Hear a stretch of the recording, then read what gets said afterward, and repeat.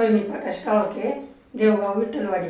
मी या दादाला 2 महिन्यापूर्वी अमृत ज्यूस व आर्थोजी दिले होते, तर त्याला काय फरक पडला हे त्याच्याकडूनच ऐकू.